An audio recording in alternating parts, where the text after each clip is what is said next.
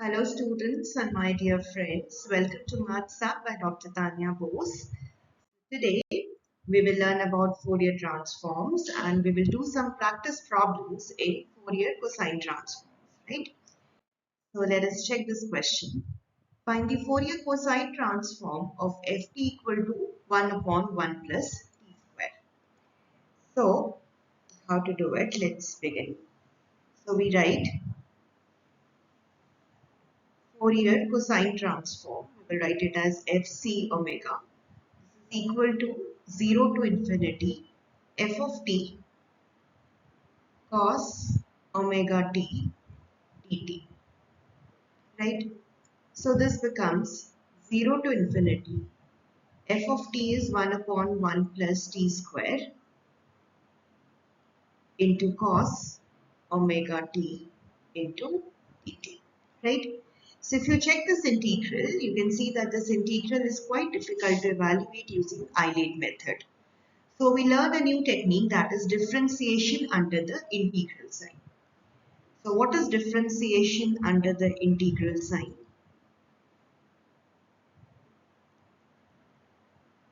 So in differentiation under the integral sign, we check that the integral depends on the variable t, right? So you can see that the other variable, that is omega, is free. So what we will do is, we will take the derivative of fc omega with respect to omega, right? So here you will not disturb t, so you will get 0 to infinity 1 upon 1 plus t square, and cos omega t derivative will be minus sin omega t into derivative with respect to omega will give us t into t, right? Now, if you check this polynomial, in the numerator you are getting minus t. So what we do is, we will multiply this numerator with t and divide by t. So we will get minus t square by 1 plus t square sin omega t. Now since I have multiplied by t, so to balance it, I will also divide by t, right? Now let me take this minus sign inside outside this integral, and let me try to make the same denominator in the numerator. So for that we need to add 1 and subtract 1 from it, right? So we get minus 0 to infinity. So I add 1 in it and I subtract 1 from it to balance the terms, and we have here sin omega t by t, right? Let me split up this integral now. So my first integral, I'll take the minus sign outside. So my first integral becomes 0 to infinity. I can group this term. So 1 plus t square upon 1 plus t square will get cancelled, and we get sin omega t by t dt. Then I'll get a minus sign, and the second integral will become 0 to infinity sin omega t divided by t into 1 plus t square dt, right? Let us try to find out this integral. So let me focus on the first integral, that is 0 to infinity sin omega t by t dt. Now what is this integral, right?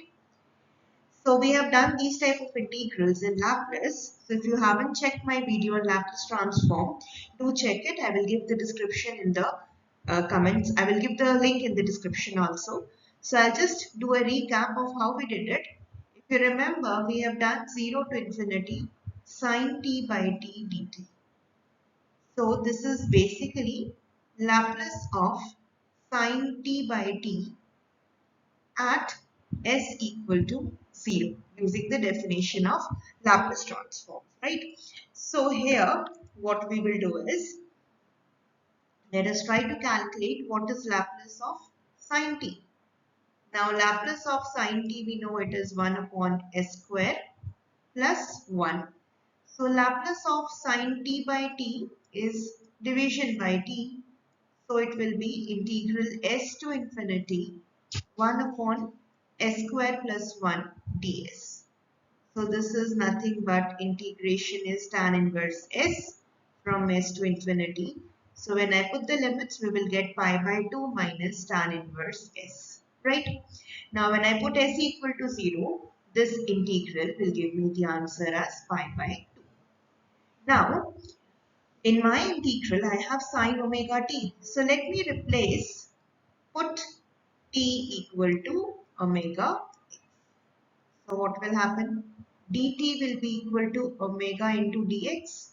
So let me put it up in this integral. So we will get 0 to infinity sine omega x divided by t is omega x, dt is omega into dx. So this omega cancels and we get pi by 2. So that means this integral is nothing but pi by 2. So let me put this integral value here. So we get minus pi by 2 minus into minus will become plus, and I will get 0 to infinity sine omega t divided by t into 1 plus t square. Right? Now you can see that if I again differentiate it with respect to omega, I will get the term cos. So what we will do is, we will again differentiate this term. We will double differentiate it. And when I double differentiate it, minus pi by 2 will go. And we will get 0 to infinity.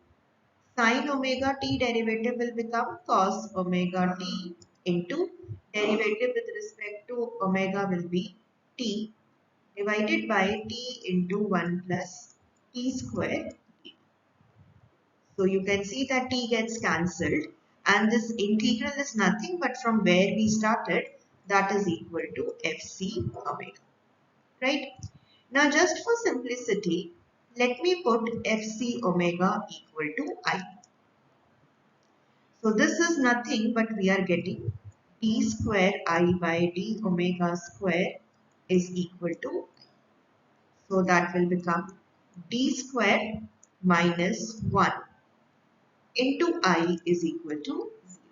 Right? So d is d by dw. Now from here, when I make the auxiliary equation, I will get m square minus 1 is equal to 0. So m comes out to be plus minus 1. So I, and my I is fc omega. So I is equal to fc omega is equal to c1 e power omega plus c2 e power minus omega. Right? Now the only part that is left is to calculate the values of these constants c1 and c2. So since we have differentiated with respect to omega, we can give values to omega equal to 0 to calculate the value of c1 and c2. Right? So let me put omega equal to 0. Now when I put omega equal to 0, let me consider this as equation 1. So fc0 will become c1 plus c2. And what is c1 plus c2? You can put omega equal to 0 in this equation number 2 also. When I put omega equal to 0, our fc0 will become, cos 0 is 1. So I will get 0 to infinity dt upon 1 plus t square. So that is tan inverse t from 0 to infinity. So it will be pi by 2 minus tan inverse 0, which is pi by 2.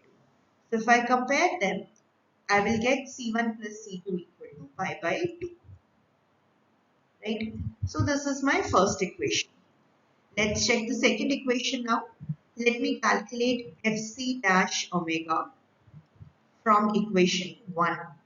So fc dash omega will be c1 e power omega minus c2 e power minus omega. Let me put omega equal to 0. So fc dash 0 will be c1 minus c2. So now put it in this equation number 3.